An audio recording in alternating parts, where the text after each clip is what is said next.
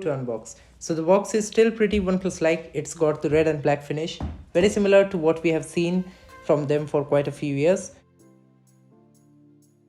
Opening the box, we get to see a black insert, inside of which there is a regular reading material and also a SIM injector tool and a welcome letter in Chinese, of course, because this phone is only exclusive to China.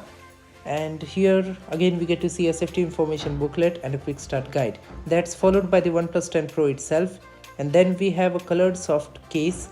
Looks nice enough. Now coming to the phone, what you are seeing here is the forest green variant, and it also offers a volcanic black color.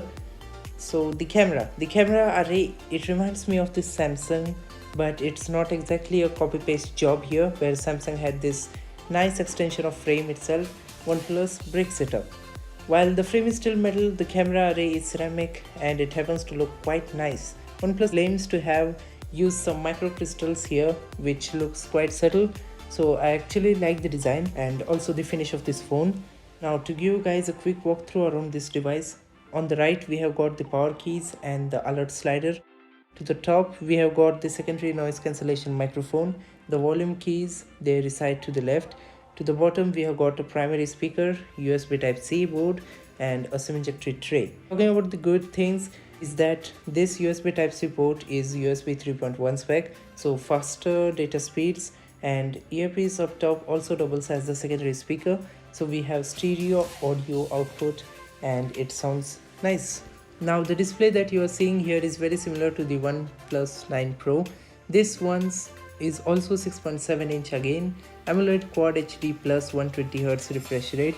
A lot of these software features were seen in different color calibrations, optimizations, always on functionality. It's very granular, you can set your own patterns, and the important thing is when it's always on display that it refreshes at 1 Hz. That's because they have utilized LTPO 2.0 technology. So we get variable refresh rates between 1 to 120 Hz. The charger included here is 80 watt super whoop charger, and for the USB cable they have gone for type A to type C, and wireless charging has been retained and it's still at 50 watts, proprietary of course. Other things that have been left untouched include the camera. So here the secondary camera is changed. It's been similar to what we have seen with the Realme GT2 Pro, and we get a 150-degree field of view, Samsung JN150 megapixel sensor. Yes, so to the front they have a 32 megapixel Sony IMX615 sensor, and as per the software perspective, apart from that fish eye mode, we already saw that a new Pro mode and Hasselblad's expand is also included. Pretty cool. There's even a bokeh video mode with the video 10 Pro tops up at 8K 24 with 4K at 120 FPS. Being an option with 4K 120, we can slow things down. Under the hood, the OnePlus 10 Pro is powered by a Snapdragon 8 Gen 1 chip. It's paired up with 8 or 12 gigs of DDR5 RAM and 128 or 256 gigs of UFS 3.1 storage. And like with the most brands, a part of this storage can be converted to memory.